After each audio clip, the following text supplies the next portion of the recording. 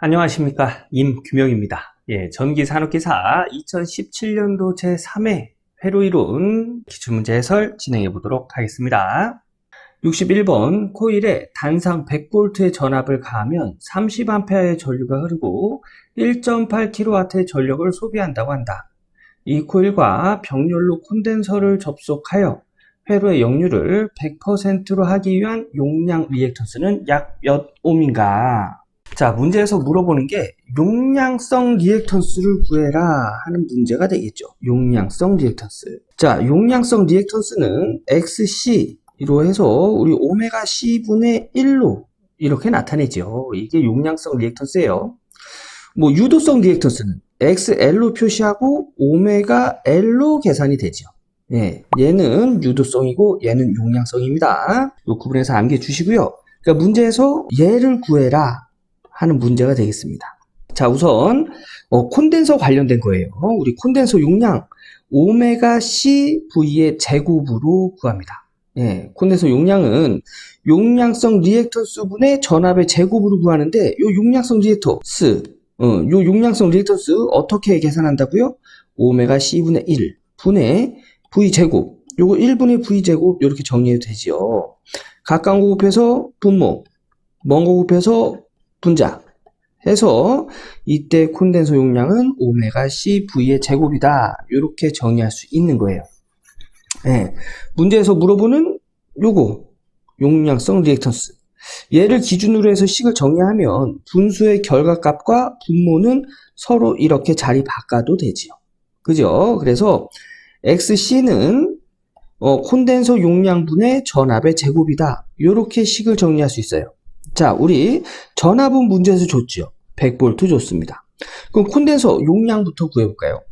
자, 콘덴서 용량은 이렇게 구할 수 있죠. 우리 전력을 삼각형으로 이렇게 표시하면 요 밑변은 유효전력, 단위는 킬로와트, 요 높이는 무효전력, 단위는 킬로바, VAR. 그 다음에 요 빗변은 피상전력 해서 킬로볼트 암페어로 나타내죠. 요게 이제 전력을 삼각형으로 나타내는 건데, 여기서 콘덴서가 하는 역할이 뭐냐면, 여기 무효전력을 줄임으로 인해서 역류를 개선하죠. 요 역률 계산할 때 이 세타 값이 작아져요. 역률 코사인 세타 값에서 요 각도가 작아지면 역률은 개선됩니다. 역률의 크기가 올라가요. 그래서 요 무효 전력을 줄임으로 인해서 요 각도를 줄여줘요. 그러면서 역률을 개선하는 겁니다. 여기서 무효 전력을 줄여주는 이 크기가 콘덴서 용량이 되는 거예요. 콘덴서 용량이. 자, 그러면 요 내용 가지고 우리 콘덴서 용량 한번 구해볼까요? 우선 유효전력은 요 킬로와트 단위, 유효전력 여기인데요. 그러면 유효전력은 1.8 킬로와트가 되고요. 피상전력은 요 전압과 요 전류를 곱하면 피상전력이 되죠. 그러면 피상전력은 100 곱하기 30이니까 3000이 되겠네요. 3000 볼트 암페어죠. 전압이고 암페어니까. 그럼 이제 킬로볼트 암페어로 바꿔주면 얘를 그냥 와트로 바꿔줄게요. 얘가 3000 볼트 암페어 그리고 1.8 킬로와트니까 1800 와트가 되겠네요. 여기서 무효전력의 크기 한번 구해볼까요? 무효전력. 피타고라스 정리에 의해서 우리 여기를 A로 두고 B로 두고 C로 두면 A의 제곱 플러스 B의 제곱은 C다. 요게 이제 C의 제곱이다. 요게 이제 피타고라스 정의잖아요. 그죠? 여기서 무효전력분 B를 구하면 A의 제곱 넘어가서 빼주면 되죠. 그래서 B의 제곱은 C의 제곱 마이너스 A 제곱이다. 양변에다 루트 씌워볼까요? 그럼 루트와 제곱 없어지고 무효전력과 B는 루트 C의 제곱 마이너스 A의 제곱이다. 이렇게 나타낼 수 있죠. 그죠? 자, 요게 요 내용이에요. 요 내용입니다. 자, 여기 가로 해야 되겠네요. 여기 가로 부탁드립니다. 여기 가로 해야 돼요. 자, C는 뭐예요? 전압과 전류를 곱한 값이죠? 전압과 전류를 곱한 거에 제곱. 마이너스 A는 뭐예요? 여기 1800와트. 문제에서 1.8kg 줬으니까 1.8에다가 10의 3승 곱해주면 이제 와트 단위가 되는 거예요. 그죠? 와트의 제곱 해서 루트 씌우면 어떤 값이 된다고요? 무효분, 여기서부터 여기까지의 무효 전력이 되는 거예요. 네, 단위는 여기 얘가 볼트 암페어 와트니까 그냥 바가 되죠. 그래서 이렇게 계산하면 얘가 2400바다라는 걸 알 수가 있는 거예요. 여기서 보면 코일과 병렬로 콘덴서를 접속하여 회로의 역률을 100%로 한대요. 역률이 100%면 코사인 세타는 1이지요. 1은 최고 큰 거예요. 그죠? 최고 큰 거예요. 좀 전에 이 각도가 줄어들면 역률은 개선된다고 했습니다. 이 각도가 줄어들면 역률은 개선돼요. 근데 코사인 세타 1이 최고로 높은 값이거든요. 그러면 이 세타는 최고로 낮은 값이 돼야 되겠죠. 그럼 몇 도? 0도. 그럼 여기가 0도래요. 0도면 이 무효 전력 값을 콘덴서가 다 줄여줘야 0도가 되겠죠. 즉 여기 2400바 전체의 크기가 콘덴서의 용량과 같다는 얘기예요. 그래서 이때 콘덴서의 용량은 2400V 암페어다 라는 걸 알 수가 있는 거죠. 자, 그러면 여기다가 적용해 볼까요? 우리 얘 구하는 거잖아요. 그죠? 용량성 리액턴스. 그럼 전압 100V의 제곱에 나누기 콘덴서 용량 2400 하면 이때 용량성 리액턴스는 4.25입니다. 라는 걸 알 수가 있는 거죠. 그래서 답은 1번이 되겠습니다. 예, 요거 콘덴서가 의미하는 거. 콘덴서는 무효 전력을 줄여줌으로 해서 역률을 개선한다는 거. 예, 요 알아두시고요. 예, 요 내용 처음부터 끝까지 한번 정리하고 다음 문제 넘어갈게요. 62번 그림과 같은 회로에서 저항 R1, R2에 흐르는 전류의 크기가 1대2 비율이라면 R1, R2는 각각 몇 옴인가? 자, 이 문제는 R1, R2의 저항값을 구하는 건데, 자, 보면 여기 48V고 흐르는 전류가 4A래요. 그러면 여기에 전체 저항값은 R은 I분의 V죠. 그죠? ohm의 법칙에 의해서. 그러면 4A 분의 전압 48 하면은 요렇게 되겠죠. 그죠? 전체 저항값은 12ohm이다 라는 걸 알 수가 있어요. 근데 요 12ohm은 여기 전체 저항값이에요. 근데 전체 저항값을 보니까 여기 병렬인 저항값과 이 병렬과 직렬인 저항값의 크기가 12ohm이에요. 그러면 병렬 R1 플러스 합분의 9, 그죠? R1 플러스 R2분의 R1 곱하기 R2 플러스 4ohm이 12ohm이란 얘기예요.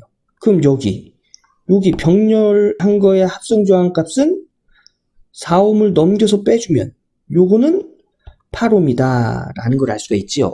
예, 요 병렬로 계산한 이 값의 합성 저항값이 8ohm이란 얘기예요. 그런데 보면 이때 흐르는 전류의 크기가 R1이 1일 때, 예를 들어서 1일 때 R2는 2A의 전류가 흐른다는 얘기예요. 이거는 비율입니다. 비율. 요렇게 할까요? 1I일 때 얘가 2I가 된다는 얘기예요. 전류의 크기가 1대2. 그런데 우리 I는 R분의 V예요. 전류와 저항값은 반비례 관계입니다. 그래서 저항값으로 볼 때는 얘보다 2배가 커요. R2가 돼요. 얘가 R2라면. 왜냐? 흐르는 전류값이 여기가 2배가 더 크잖아요. 그죠? 근데 전류와 저항의 관계는 반비례 관계라는 얘기죠. 그래서 여기에 2배의 저항값이 흐른다는 얘기는 여기보다 여기의 저항값이 2배가 작다는 얘기예요. 그죠? 그래서 여기 R2라고 하면 여기는 저항값이 2배가 커야죠. 그죠? 얘가 2배가 작으니까. 그래서 얘가 R2가 된다는 얘기예요. R1이.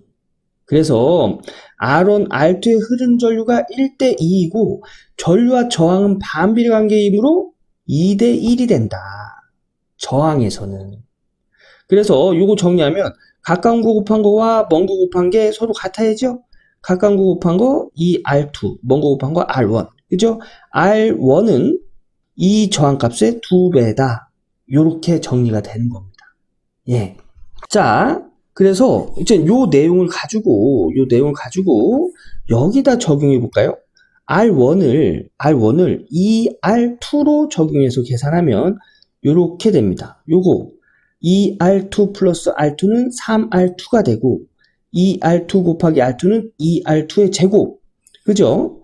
요 R2와 R2의 제곱은 R2와 두 번 곱해진 거예요. 그래서 하나를 약분하면 3분의 2 R2다. 요렇게 정리가 되고요.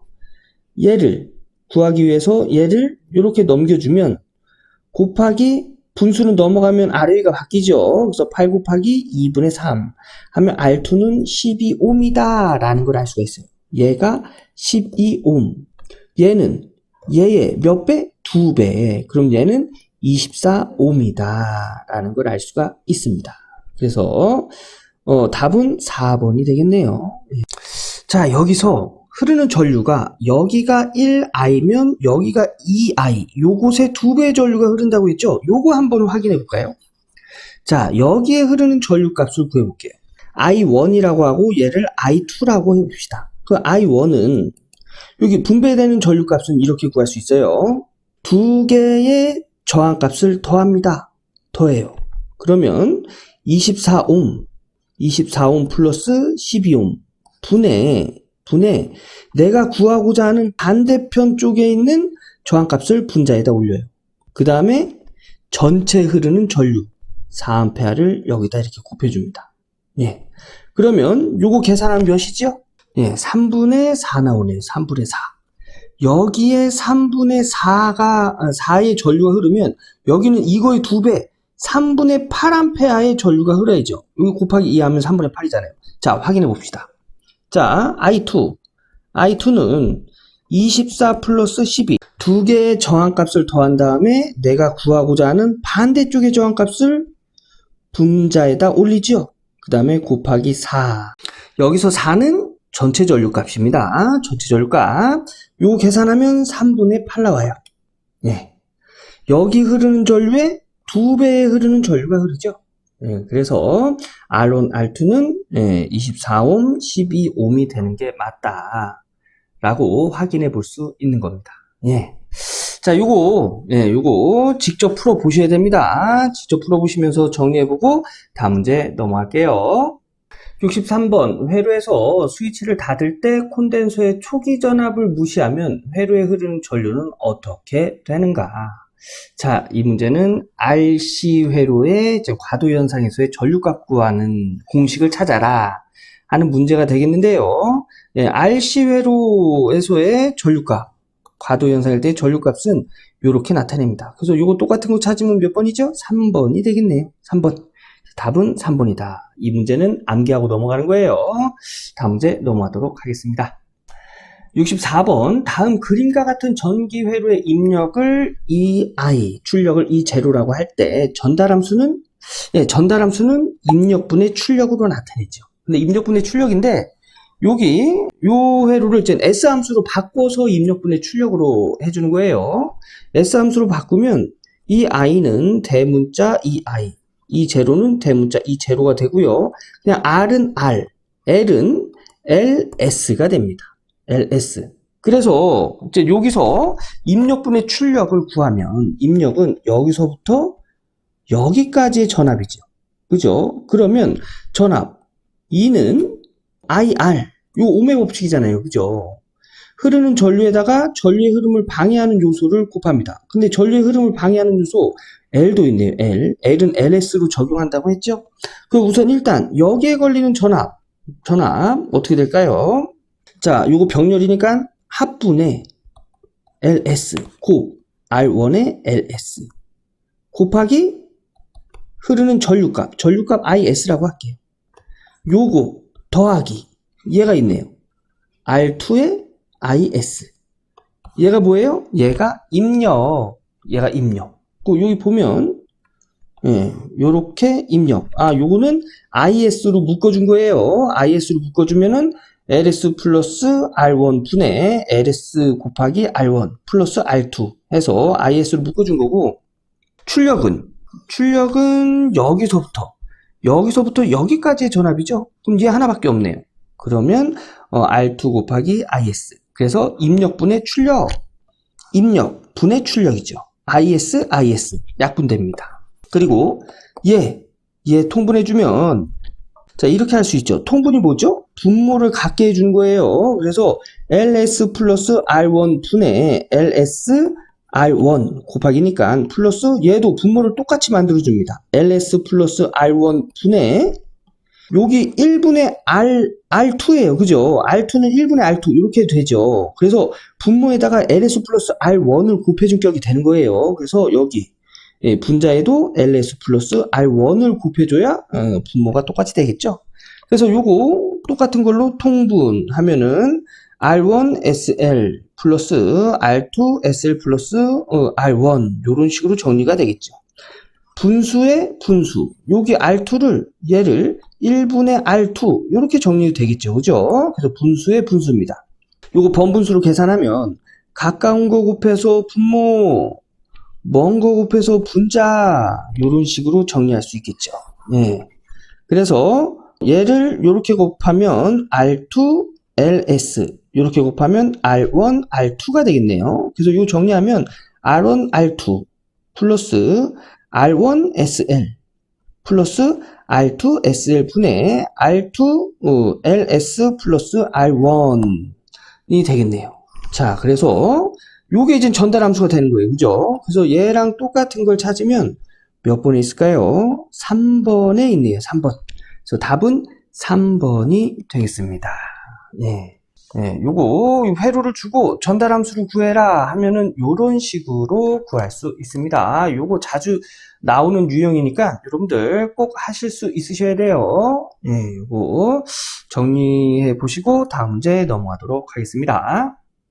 65번 세대 단상 변압기를 델타 결선으로 하여 운전하던 중 변압기 한 대가 고장으로 제거하여 V 결선으로 한 경우 공급할 수 있는 전력은 고장 전 전력의 몇 %인가? 이 문제 V 결선의 출력비를 찾아라 하는 문제가 되겠습니다. V 결선의 출력비는 57.7%. 그래서 답은 1번이 되겠습니다. 자, 여기서 이건 암기하고 가셔야 돼요. V결선의 출력비는 57.7%, V결선의 이용률은 86.6%라는 거. 네, 요거 알아두시고요. 요거 이제 퍼센트 비율을 따질 땐 어떤 기준이 있어요. 그죠? 기준이 있어야 돼요. 그냥 57.7%다 하면 용량이 어떤 용량인지 어떻게 알아요? 그죠? 그래서 요 V결선에서의 출력비와 이용률의 기준은 델타 결선에서의 출력과 이용률을 100%로 뒀을 때를 의미한다는 거. 네, 의미한다는 거. 그래서 예를 들어서 델타 결선에서의 출력이 300이다, 300kVA 하면은 V 결선에서의 출력비는 어떻게 돼요?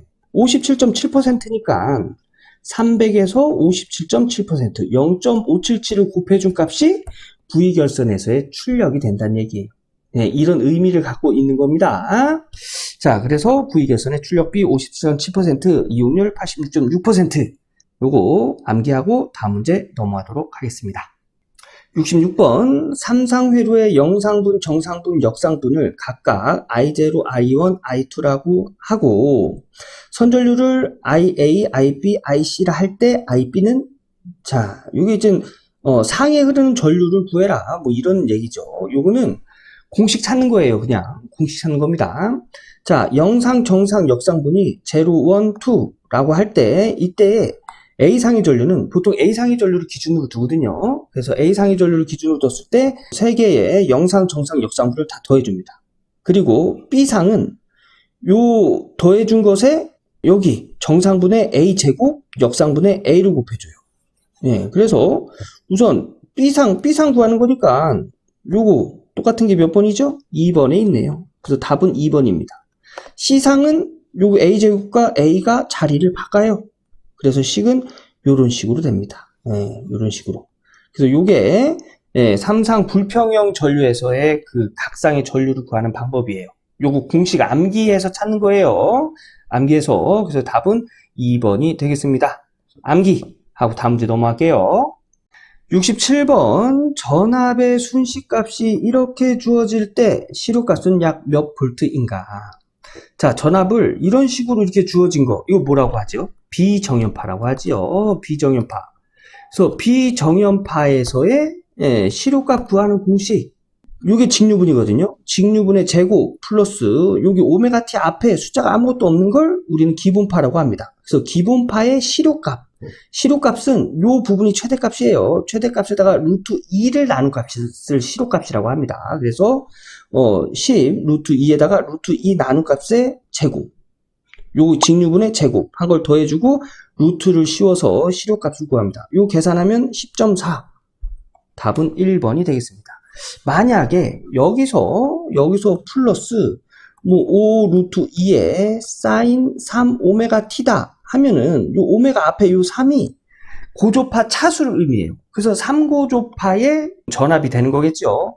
만약에 이렇게 식이 주어졌다 하면은 여기다가 지금 고조파의 시료값도 더해줘야 돼요. 그래서 만약에 이런 식이 있다 그러면 3의 제곱 플러스 기본파의 시료값 최대값에다가 루트 2를 나눈 값의 제곱 플러스 3고조파의 시료값 최대값 5 루트 2에 루트 2를 나눈 거에 제곱에 루트를 씌워서 시료값을 구합니다. 이게 비정연파의 시료값 구하는 방법이에요. 예. 그래서 고조파가 존재할 땐 이렇게 한다는 거 이것도 알아두시기 바라겠습니다. 이 문제 직접 풀어보시고 다음 문제 넘어갈게요. 68번 시간지연 요인을 포함한 어떤 특정 개의 미분방정식이 이런 식으로 표현이 된다. xt를 입력, yt를 출력이라 할 때 이 개의 전달함수는, 자, 전달함수 입력분의 출력이라고 했죠. 예, 입력분의 출력을 s함수로 나타내는 거예요. 근데 요거는 뭐 일단 뭐 결론을 말씀드리자면 암기하고 가는 문제입니다. 답은 1번이고요. 자, 우선 미분방정식이 나오고 전달함수로 나타내라 할 때는 규칙이 있습니다. dt분의 d는 s로 바꿔주고요. dt의 제곱, d의 제곱은 s의 제곱으로 바꿔줘요. 그리고 xt는 대문자 xs, yt는 대문자 ys, 뭐 이런 식으로 바꿔줘서 이제 정리를 하는 거예요. 이것도 역시 dt분의 d, s로 바꿔줘야죠. 그래서 s의 yt는 대문자 ys 플러스 yt는 ys 바꿔주고, 여기서는 근데 요거 잘 나오는 건 아닌데 요 t-t 요거는 자연상수 2의 마이너스 st승으로 이렇게 바꿔줍니다. 예. 요 내용이 그러니까 xs 요렇게 바뀌는 거예요. 네, 요것도 암기사항이에요. 근데 이거 잘 나오는 부분은 아닙니다. 그래서 얘를 이렇게 바꿔준 다음에 ys로 묶으면 얘가 이렇게 묶이고 얘는 이렇게 정리가 되겠죠. 그런데 문제에서 전달함수죠. 입력분의 출력입니다. 네, xs가 분모로 들어가려면 얘가 넘어가서 나눠주면 되죠. 그럼 얘가 넘어와서 나눠줘야 되겠네요. 그러면 xs분의 ys는 s 플러스 1분의 2의 마이너스 st승이다. 이렇게 정리가 되는 거예요. 근데 이 문제는 암기하고 갈게요. 미분 방정식 관련해서 이거보다 쉬운 문제 많이 나오니까 그때 가서 제가 좀 더 자세히 설명드리도록 하겠습니다. 자, 요거 암기하고 다음 문제 넘어갈게요. 69번 다음과 같은 회로에서 A, B 사이의 합성조항은 이 문제도 암기하고 가는 문제입니다. 답은 3번이고요. 왜 3번이 되냐면, 자, 우선 요 회로가 요 회로죠, 그죠? 요 회로인데 얘를 B가 요렇게 연결되고 요렇게 연결된 거죠. 얘를 이쪽으로 이렇게 한번 펴볼까요? 네, 좀 약간 이렇게 공간적인 그런 개념이 좀 있어야 돼요, 그죠? 얘를 이쪽으로 이렇게 펴보면 회로는 이렇게 돼요. 네, 이렇게 이해되시나요? 요 부분이에요. 얘를 이쪽으로 이렇게 가져온 겁니다. 이렇게. 자, 요걸 잘 보면 가운이 3R이고, 가운데가 3R이고, 요 가운데가 3R이고, 얘가 2R, 얘가 RR. 요거 뭐죠? 불입지 회로. 불입지 회로는 대각선으로 곱한 값, 이렇게 곱하면 뭐예요? 2R의 제곱이죠. 그리고 대각선으로 곱한 값, 2R의 제곱. 서로 같으면 여기는 전류가 흐르지 않습니다. 즉, 여기 있는 건 무시해도 된다는 이야기예요. 전류가 흐르지 않는 회로는 회로가 아니에요. 그죠? 예, 전류가 흐르지 않는 회로는 회로가 아닙니다. 그래서 얘를 얘를 무시합니다. 이렇게 무시하고 합성조항 값을 구하면, 자, 그럼 얘만 있는 거죠, 얘만. 요것과 요것은 병렬로 되어 있는 형태네요. 병렬. 합분의 곱이 되겠죠. 얘가 더하면, 얘는 요렇게 직렬이니까 3R이 되겠고요. 얘도 3R. 3R과 3R이 병렬로 되어 있으니까 합분의 곱 하면 6R분의 339 곱하는 거니까, 그 다음에 R의 제곱. R의 제곱은 요 밑에는 R과 이렇게 제곱이 약분이 되면 얘는 그냥 R만 남고요. 얘를 3으로 약분하면 2고 3이 되겠죠. 그래서 전체의 합성조항은 2분의 3R이다 라는 걸 알 수가 있습니다. 그래서 답은 3번이 되는 겁니다. 요 내용이 이해가 어렵다 하시면 암기하고 넘어가도 되는 내용이에요. 자, 다음 문제 보겠습니다. 70번 4단자 회로방에 가역적이기 위한 조건으로 틀린 것은 뭐 가역적이다 이런 거 신경 안 쓰셔도 됩니다. 4단자 회로망에서는 정해진 공식들이 있어요. 예, Z1,2는 Z2,1과 같고 Y1,2는 Y2,1과 같고 H1,2는 마이너스 H2,1과 같고 AD-BC는 1이고 A와 D는 같다. 이런 공식들이 있어요. 그래서 요거가 맞지 않는 건 4번. 요거는 AB-CD라고 그랬죠? 공식은 AD-BC는 1이다. 요것도 공식 찾는 문제입니다. 네. 그래서 틀린 건 4번이 되겠습니다. 암기하고 다음 문제 넘어갈게요. 71번 그림과 같은 회로에서 유도성 리액턴스 XL의 값은, 이 문제는 이제 뭐 여러 가지 내용을 좀 알고 계셔야 되는데요. 우선 이걸 이해를 좀 하셔야 돼요. 임피던스는 저항 플러스 리액턴스, J 리액턴스로 계산이 된다는 거.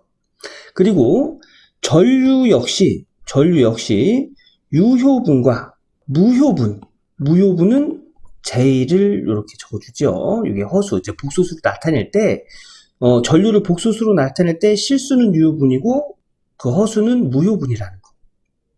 그리고 여기서는 이제 저항과 리액턴스로 나뉘죠.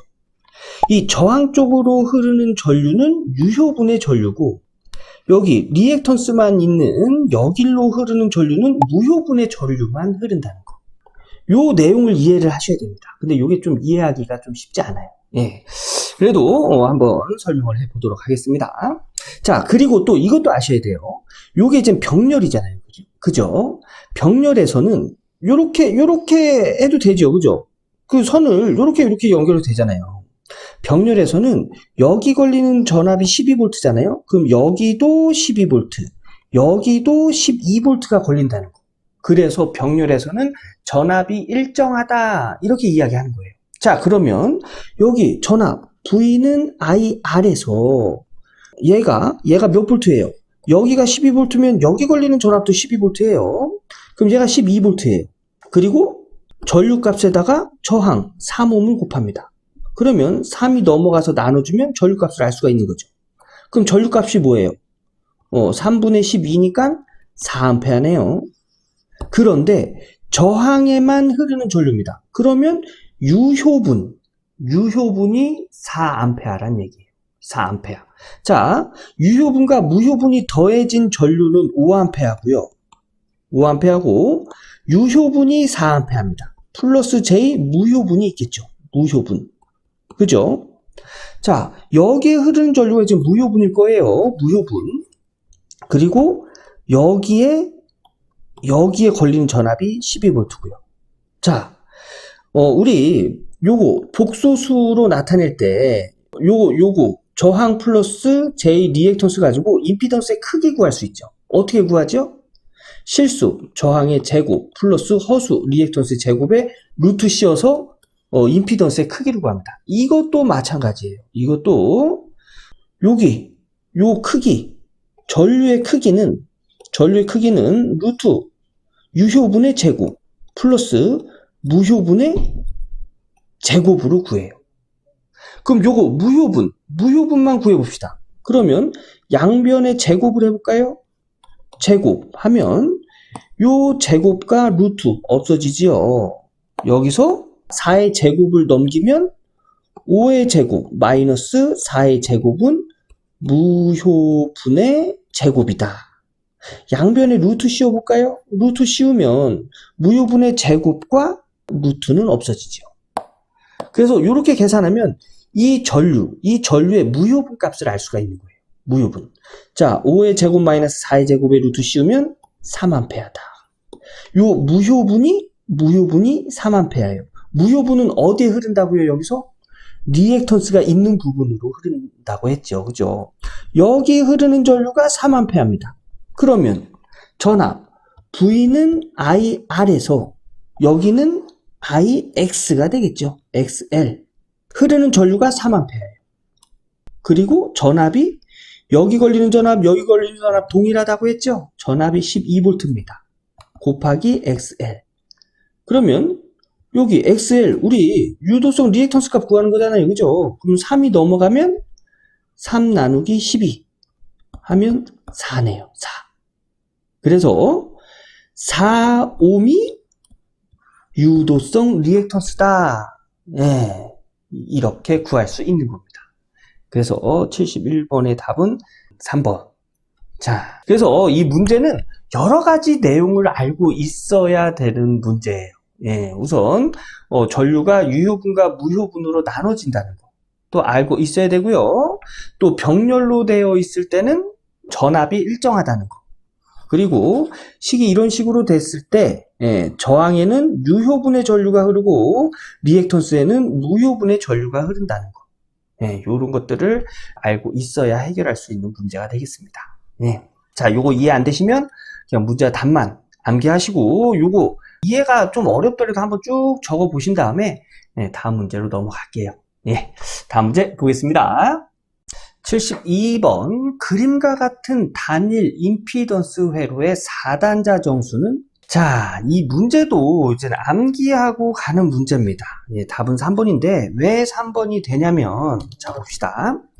여기가 입력이에요. 그죠? 보면은 이제 전류가 이렇게 흐르니까 여기가 입력이고 여기가 출력입니다. 그러면 전류는 이렇게 흐르겠죠. 그죠? 보면은 이 회로를 이렇게 그릴 수 있을까요?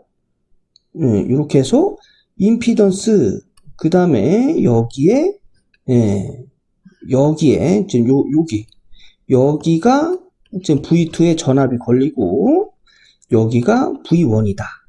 그리고 흐르는 전류는 여기 I1이고 뭐 이쪽으로 흐르는 건 I2다. 이렇게 회로를 그릴 수 있을까요? 이렇게 해서 여기서부터 여기까지가 지금 V1이니까 여기서부터 여기까지가 이제 V2. 이런 식으로 나타낼 수 있죠. 여기 흐르는 전류는 I라고 하면 자 우선 일단 직렬이지요. 직렬이면 I1하고 I2는 크기가 같습니다. 그죠? 그래서 I1과 I2는 크기가 같고 V1은 여기 걸리는 전압과 여기 걸리는 전압을 합하면 V1의 전압이 돼야 돼요. 그럼 여기 걸리는 전압 어떻게 구할까요? V는 전류 곱하기 임피던스죠. 그죠? 요 전류 그냥 I2라고 합시다. I1이나 I2나 이제 같은 거니까. 그래서 요때 이제 전압은 여기 전압, V2의 전압과 임피던스 곱하기 I2의 전압을 더한 값이 V1이다. 이렇게 나타낼 수 있죠. 그죠? 그래서 식은 이런 식으로 이렇게 나타낼 수 있어요. 자, 이제 요거 가지고 우리 임피던스 파라미터 이렇게 정리하죠. 임피던스 파라미터 요 공식도 암기하고 있어야 되는 공식이에요. 여기서 보면 V1은 V2 플러스 ZI2예요. 요것과 V1 요것이 같아야 된다는 얘기입니다. 그래서 정리해보면 V1은 요 내용과 요 내용이 서로 같아야 된다. V2 앞에 뭐 있어요? V2 1. 그러니까 A V2와 V2가 같아야 돼요. 그럼 A는 1과 같다는 얘기죠. 그죠? 그 다음에 요것과 요것이 같아야 돼요. 그죠? BI2와 ZI2가 같아야 됩니다. 그럼 B는 Z다. 라는 걸 알 수가 있는 거예요. 그죠? 그러면 A는 1이고 B는 Z다. 여기까지 나왔어요. 그리고 또 I1과 I2가 같다고 했죠? 왜냐? 직렬이기 때문에 같다고 했습니다. 그러면 I1과 얘와 I2는 같아야 됩니다. 그래서 식은 이렇게 되고요. 자, 얘와 얘가 같으려면 V2는 0이 돼야죠. 얘가 0이 되려면 C값은 0이 돼야 돼요. 그래야 V2가 0이 되잖아요. 그죠? 예, 요 자리가 0이 되잖아요. 요 자리가. 예, 그래서 요게 0이 돼서 이쪽에는 이제 없는 거죠. 그죠? 그러면 I2와 I2가 서로 같아야 됩니다. 얘가 0이니까 얘가 두 개가 같아야 되잖아요. 그럼 D는 1이 돼야 되겠죠. 그래서 C는 0, D는 1이다.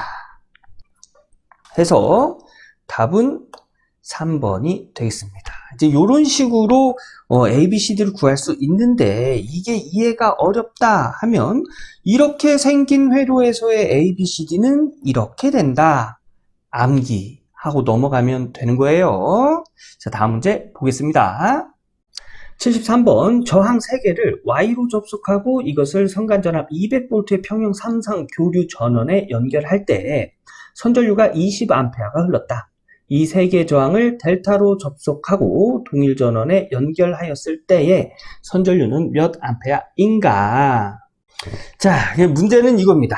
자, 저항 3개를 Y결선으로 해서 200V를 인가했더니 여기 20A가 흘렀대요.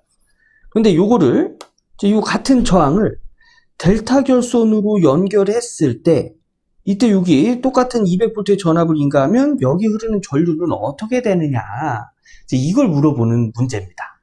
자, 이 문제는 우선 저항값을 구해야 돼요. 저항값. 자, 우선 Y결선으로 했었을 때 20A가 흘렀다고 하니까 자, 20A는 저항이 바로 들어가죠. 그래서 여기에 흐르는 전류도 20A예요. 그죠? 그리고 여기 걸리는 전압은 Y결선에서의 성간전압과 상전압의 관계는, 즉 상전압은 성간전압보다 작지요. 얼마큼? 루트 3배만큼. 그래서 이때 저항 R분의 여기 걸린 전압을 E라고 하겠습니다. 저항 R은 I분의 E, 전류는 20A가 그대로 흘러 들어간다고 했어요. 그죠? 그래서 20분의 여기에 상전압은 성간전압보다 루트 3배가 작다고 했습니다. 그래서 요렇게 루트 3분의 2배 해서 요렇게 정리가 되고, 요거 번분수 요거 20을 1분의 20이라고 두면 가까운 거 곱해서 분모, 먼 거 곱해서 분자, 요렇게 정리할 수 있죠. 그죠? 요게 저항값이란 얘기예요. 저항값. 자, 그럼 봅시다. 요 저항들을 이제 델타 결선으로 했어요. 델타 결선. 델타 결선으로 했을 때 우선 여기에 흐르는 전류값을 구해볼까요? 여기 상에 흐르는 전류값. 자, 전류 I는 R분의 V. 자, 저항 여기 20 루트 3분의 200 분의 전압. 여기 전압은 델타 결선에서의 상에 걸리는 전압은 선간 전압과 동일하지요. 이 전압이 그냥 이렇게 걸리는 거예요. 200 하면은 이제 요게 여기에 흐르는 전류가 되는 거예요. 여기 흐르는 전류. 요게 뭐예요? 상에 흐르는 전류. 그런데 델타 결선에서의 선전류는 상에 흐르는 전류보다 루트 3배가 큽니다. 이건 델타 결선의 선전류와 상전류의 관계예요. 자, 그럼 여기다가 루트 3을 곱하면 선전류가 되겠네요. 그래서 식은 요렇게 나타나는 거예요. 식은. 요거는 고학년 계산기로 그냥 바로 계산을 하셔도 되고요. 요 200은 1분의 200 이렇게 정리해도 되죠. 그죠? 그래서 가까운 거 곱해서 분모, 먼 거 곱해서 분자 하면은 식은 이렇게 정리가 됩니다. 그래서 요 고학년 계산기로 쭉 누르면 이때 선에 흐르는 전류 IL은 60A다라는 걸 알 수가 있는 겁니다. 그래서 답은 4번이 되겠습니다. 자, 이 문제에서 이제 알아둘 것은 Y결선에서의 선간전압은 상전압보다 루트 3이 크고 상전압은 선간전압보다 루트 3배가 작다. 그리고 선전류는 상전류와 같다. Y결선에선. 델타 결선에선 여기 선간 전압과 상에 걸리는 전압은 서로 같다. 그리고 선전류는 상전류보다 루트 3배가 크다. 반대로 상전류는 선전류보다 루트 3배가 작겠지요. 네. 요 내용을 알고 있어야 해결할 수 있는 문제가 되겠습니다. 요 내용 암기하시고 제가 이제 설명드린 대로 쭉 한번 정리해 보신 후에 다음 문제 넘어갈게요.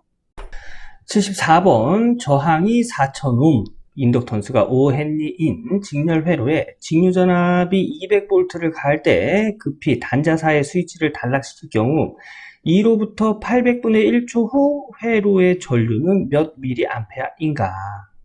요건 요런 문제예요. 자, 회로로 그리면 이렇게 그릴 수가 있어요. 직류전압이 200V. 여기가 200V고요. RL 직렬 회로죠. L 직렬 회로입니다.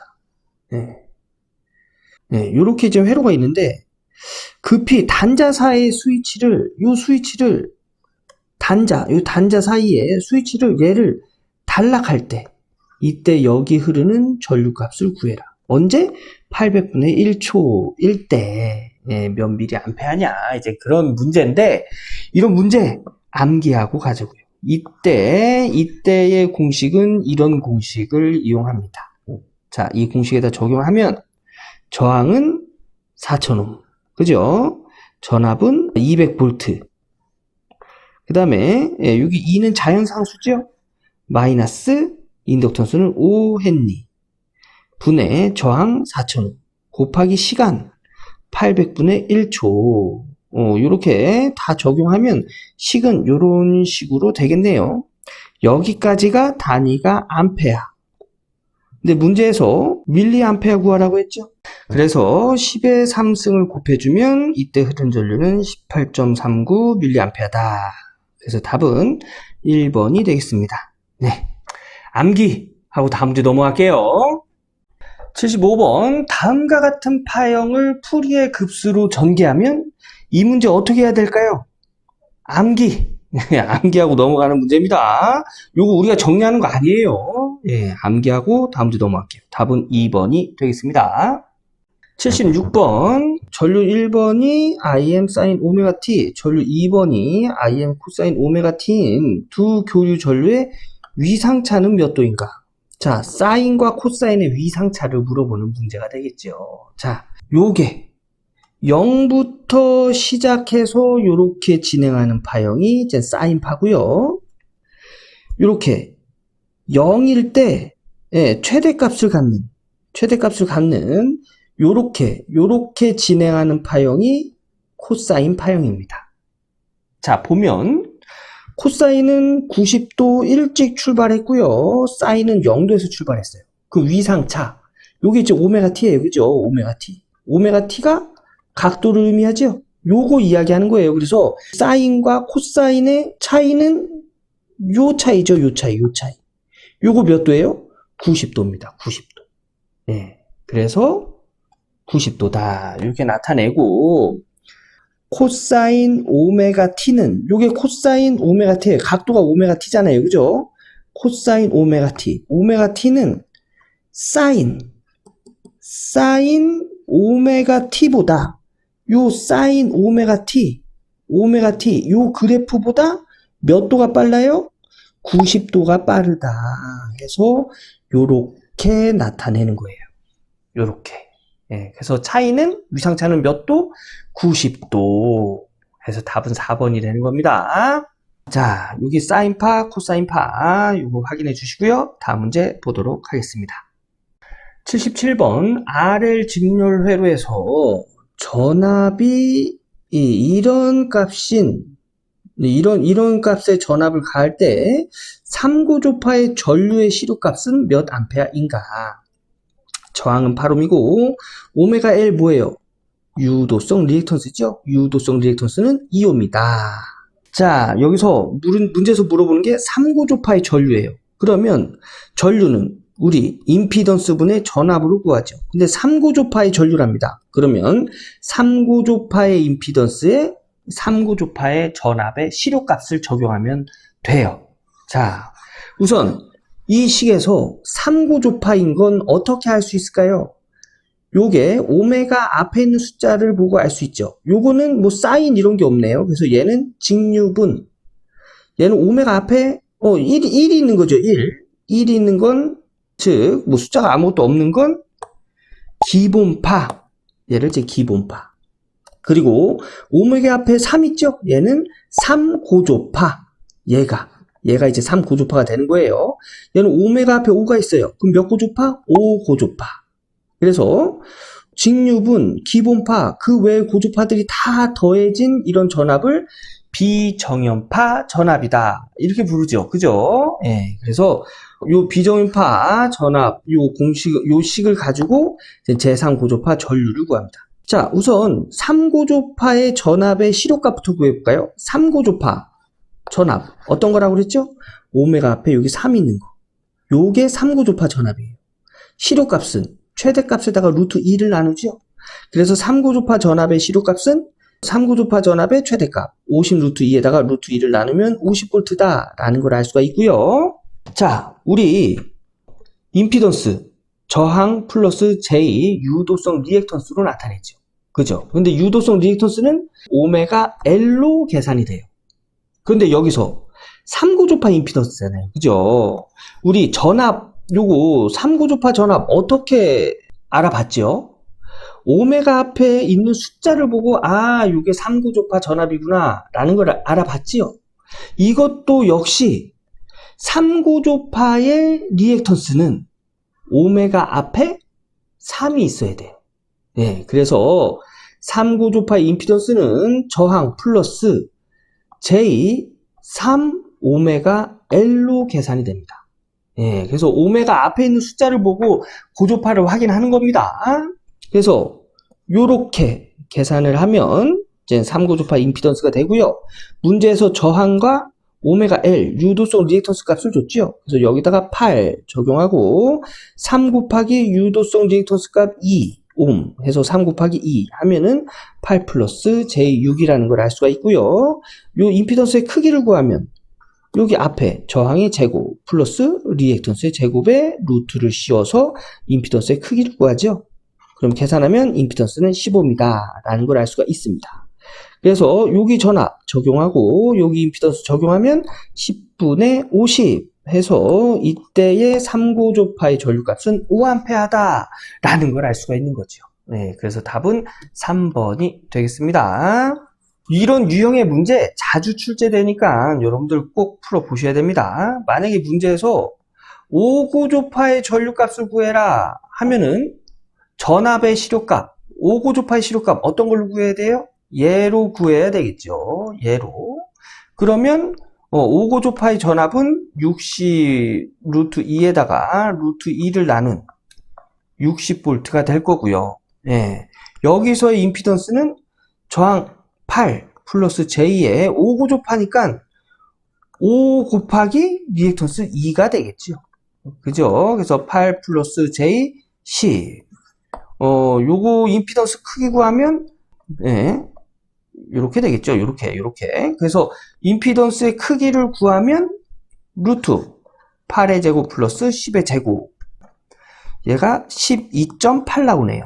그러면 이때의 전류값은 12.8분의 60. 요거 하면 4.69A 나오네요. 요건 5고조파의 전류값이에요. 그죠? 3고조파의 전류값은 요거 가지고 구한 5A였지요. 그래서 이런 식의 유형의 문제 잘 나오니까 여러분 3고조파, 5고조파 고조파의 차수는 오메가 앞에 있는 숫자를 보고 구하고 임피던스 역시 오메가 앞에 그 고조파 차수를 곱해준다. 요거 직접 풀어보셔야 됩니다. 잘 나오는 유형이에요. 답은 3번이죠. 3번. 다음 문제 보도록 하겠습니다. 78번 대칭 N상 Y결선에서 선간전압의 크기는 상전압의 몇 배인가? 자, 대칭 N상에서의 선간전압은 이렇게 구합니다. 상전압의 2배에 쌓인 대칭 N상 상수분의 요 파이는 우리가 알고 있는 3.14 아니죠? 사인, 코사인, 탄젠트 뒤에는 뭐가 와요? 각도가 오죠, 각도. 요 각도에서 파이는 180도를 의미해요. 그래서 여기 180도를 적용해야 됩니다. 뭐 이 문제는 뭐 적용하지 않아도 답을 찾을 수 있는데 상전압의 뭐 크기를 구해라. 뭐 이럴 때는 180도 넣어야 되겠죠. 그래서 각도에서의 파이는 180도다. 이거 알고 계셔야 돼요. 이 문제는 요 선간전압은 요 상전압의 몇 배냐? 그럼 답은 2의 사인 n분의 파이 배다. 그러니까 답이 되겠죠. 그죠? 그래서 답은 3번이 되겠네. 3번. 네, 이 문제 암기하고 가는 문제예요. 그죠? 암기하고 다음 문제 넘어가도록 하겠습니다. 79번. 다음 fs 함수를 이렇게 줬을 때 역 라플라스 변화는 자, 역 라플라스 변환 순서가 있죠. 그죠? 정리하는 순서대로 쭉 정리하면 누구나 할 수 있어요. 자, 봅시다. 원래의 식을 부분 분수로 나눠요. 부분 분수로 나눈다는 얘기는 뭐냐면 요 분모를 둘로 나눕니다. 요것과 요것으로. 그래서 얘를 부분 분수로 나누면 s분의 어떤 수 플러스 s 플러스 1의 어떤 수 요 두 개의 분수값을 더하면 이 값이 나오는데 여기서 a 값과 b 값을 구해라. 네. 요게 기초수학에서 나오는 뭐 헤비사이드 내용이죠. 그죠? 우선 a 값 먼저 구해볼게요. a 값을 구하는 방법은 이래요. a가 포함되어 있는 분수의 분모를 원래의 식에서 지웁니다. 그리고 나머지를 써줘요. 이렇게 써주고 a가 포함되어 있는 분수의 분모를 0으로 만드는 s의 값을 여기다가 적용해요. 여기는 s밖에 없으니까 s에 0 대입하면은 여기 a가 포함되어 있는 분수의 분모가 0이 되겠죠. 그래서 s에 0을 적용하면 0, 0. 그래서 a는 3이다. 라는 걸 알 수가 있는 거예요. 그럼 a는 3이에요. 3. a가 3. 자, b는 분수의 원래식에 b가 포함되어 있는 분수의 분모를 지웁니다. s 플러스 1. 얘를 지워요. 그리고 얘를 이렇게 써줘요. 그 다음에 요 s에다가 b가 포함되어 있는 분수의 분모를 0으로 만드는 s의 값. 요거 분모 0으로 만들려면 s에 마이너스 1 적용하면 되겠네요. 그래서 여기에 마이너스 1 적용하고 마이너스 1 적용하면 마이너스 1분의 마이너스 5 플러스 3이다. 그럼 얘는 마이너스 1분의 마이너스 2가 되겠네요. 마이너스도 약분돼요. 그래서 얘는 2다. 그래서 b는 2입니다. b는 2. 자, 그래서 a에 3을 넣고 b에다 2를 넣으면 식은 이렇게 정리가 되겠지요. 그럼 얘는 3 곱하기 s분의 1 플러스 2 곱하기 s 플러스 1분의 1 이런 식으로 정리할 수 있어요. 그죠? 자, s분의 1은 어떤 그 시간의 함수에서 그 ft가 되겠죠. 시간의 함수에서 어떤 수를 라플라스 변환하면 s분의 1이 되죠? 1을 라플라스 변환하면 s분의 1이 돼요. 그러면 역 라플라스 변환 s분의 1을 시간의 함수로 바꾸면 1이 된다는 얘기예요. 1. 그래서 얘가 1이 되고요. 자, 시간의 함수에서 이런 거 있어요. 예. 2의 마이너스 at승 2의 마이너스 at승 얘를 라플라스 변환하면 예, ft를 라플라스 변환하면 얘 어떻게 되죠? s 여기가 마이너스니까 플러스 a분의 1 요렇게 라플라스 변환하죠. 근데 요거 보니까 비슷하게 생겼네요. 그죠? 여기에 1이 들어가 있는 거예요. 그럼 얘를 역 라플라스 변환하면 2에 여기 플러스니까 마이너스 1t 1은 써주지 않지요. 그래서 마이너스 t가 되겠습니다. 그래서 얘를 역 라플라스 변환하면 2의 마이너스 t승이 된다는 얘기예요. 자, 그럼 정리해보면 s분의 1은 라플라스 변환하면 역변환하면 1이니까 그냥 3만 남네요. 3 플러스 2에다가 역 라플라스 변환한 2의 마이너스 t승 적용하면 3 플러스 2의 2 마이너스 t승이다. 요렇게 정리할 수 있는 거예요. 그래서 요거랑 똑같은 거 찾으면 2번에 있네요. 2번. 예, 그래서 요 S 함수인 이 식을 시간의 함수로 역 라플라스 변환하면 2번이 된다. 예, 요런 식으로 차례차례 천천히 한번 정리하시면 누구나 할 수 있어요. 한번 정리해 보세요. 자, 다음 문제 보겠습니다. 80번 그림과 같은 회로가 공진이 되기 위한 조건을 만족하는 어드미턴스는 어드미턴스. 자, 공진은 어떤 걸 공진이라고 하죠?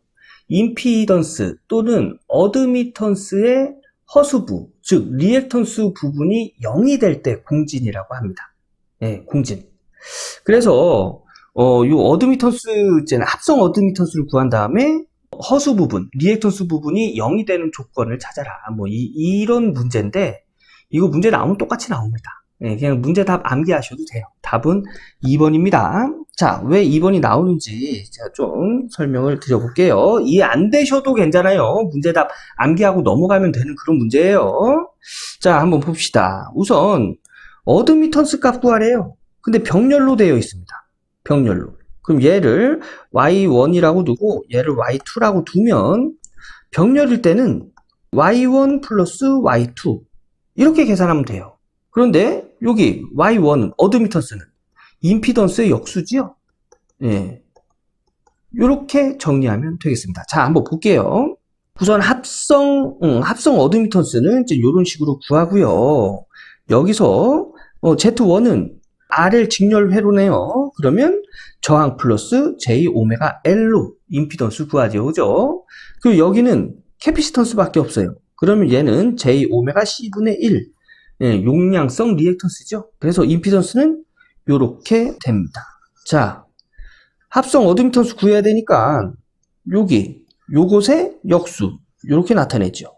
또 요곳의 역수 요렇게 나타내요. 역수니까 요거 이렇게 더해주면 합성 어드미턴스가 되는 거예요. 자, 요거 복소수, 분수의 분모가 복소수일 경우에 어떻게 계산을 하냐면 여기 R 플러스 J 오메가 L 분의 1이죠. 여기 분모에다가 요 분모의 켤레 복소수는 뭐냐면 R 마이너스 J 오메가 L 요 부호가 다른 복소수를 켤레 복소수라고 해요. 얘를 곱해줘요. 그럼 분모에 얘를 곱해줬기 때문에 분자에도 얘를 곱해줘야죠. R 마이너스 J 오메가 L. 자, 요렇게 곱해주면 이 분모는 저항의 제곱이 되고요. 마이너스 여기 J 오메가 L의 제곱 이런 식으로 나와요. 예, 값이 이런 식으로 나와요. 그래서 요거 분의 여기 R 마이너스 J 오메가 L 플러스 J 오메가 L이다.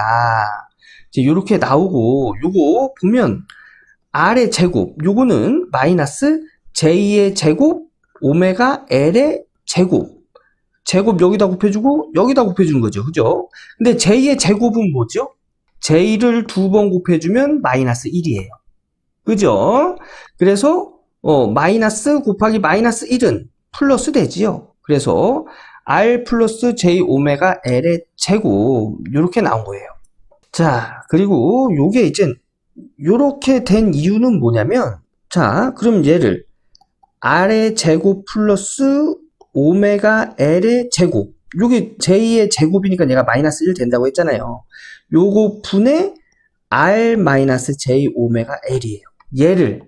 얘를 이렇게 나타내도 될까요? 얘를 R의 제곱 플러스 오메가 L의 제곱 분의 R 마이너스 J 오메가의 R의 제곱 플러스 오메가 L의 제곱 분의 L이다.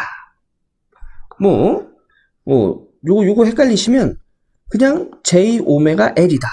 이렇게 나타내도 되죠. 얘를 이렇게 나타내도 되죠. 그죠? 분모 두 개로 이렇게 그냥 쪼개놓은 거예요.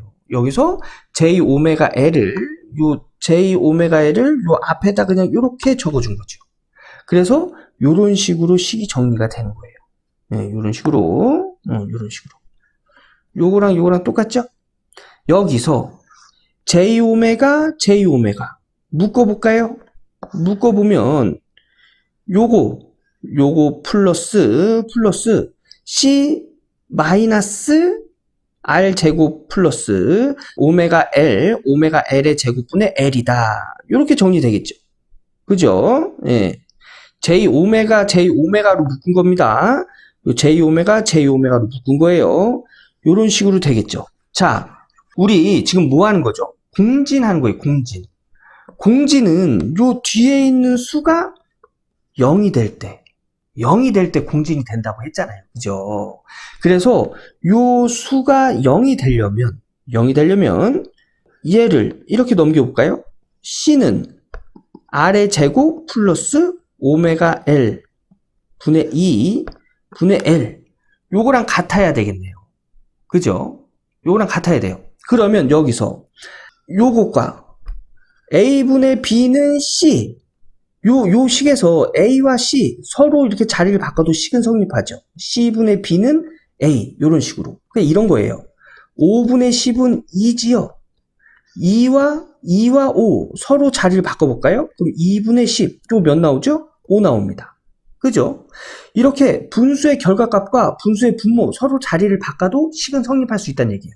이것도 마찬가지로 얘와 얘 서로 자리 바꿔볼까요? 그러면 R의 제곱 플러스 오메가 L의 제곱은 C분의 1이다 라는 걸 알 수가 있는 거죠. 그러면 이 식이 C분의 1이라는 걸 알았어요. 그러면 우선 여기다가 C분의 L을 적용하면 얘는 0이 되고요. 여기다가 C분의 L을 적용할까요? 그러면 요게 C분의 L이라고 했으니까 얘는 C분의 L 적용하면 0이 되고 여기 C분의 L분의 R입니다. 그러면 R은 1분의 R 정리하면 가까운 거 곱해서 분모, 먼 거 곱해서 분자. L분의 RC다. 이렇게 정리가 되는 거예요. 공진일 때 어떤 게? 어드미턴스가. 네. 이렇게 정리가 되는 겁니다. 쉽지 않지요. 예, 이게 이해가 안 되면 그냥 암기하셔도 된다고 말씀드렸어요. 그래서 답은 2번이 되겠습니다. 예, 이거 괜히 이해하시려고 또 시간 투자하고 그러실 필요 없어요. 그냥 이런 그림에서의 공진 조건을 만족하는 어드미턴스는 2번이다. 암기. 하고 넘어가시면 됩니다. 자, 이렇게 해서 전기산업기사 2017년도 제3회 회로이론 기출문제 풀어봤습니다. 자, 쉽지 않지요. 네, 쉽지 않습니다. 그런데 우리 100점 맞으려고 공부하는 거 아니에요. 그죠? 내가 지금 봐서 당장 어렵다 하면 문제답만 암기하고 넘어가셔도 됩니다. 만약에 그 문제가 중요한 문제다 하면은 다음에 다른 형식으로 또 나올 수도 있고요. 똑같이 출제가 될 수도 있어요. 그럼 똑같이 출제가 되면 이런 문제, 이런 유형의 문제들은 그냥 똑같이 출제가 되는구나. 그냥 문제답만 암기해도 괜찮겠구나. 아니면은 조금 변형되면 여기서 답이 이렇게 나오고 여기서 이렇게 나왔으니까 이건 이렇게 푸는 거구나 라는 거 알 수 있겠죠. 그죠? 예, 그래서 지금 당장 모른다고 그걸 막 깊숙이 파고드는 것보단 우리 내일 당장 시험 보는 거 아니에요. 그리고 우리 100점 맞으려고 공부하는 것도 아닙니다. 그래서 지금은 이해가 안 되면 그냥 문제답 암기하고 해설 한번 써보고 글로 되어 있는 문제는 한번 읽어보고 그냥 넘어가는 거예요. 다음에 또 출제됐을 때 또 보고 하면 이해할 수 있다는 얘기입니다. 네. 자, 오늘은 여기까지 하고요. 저는 다음 기출문제 해설 영상에서 또 인사드리도록 할게요. 감사합니다.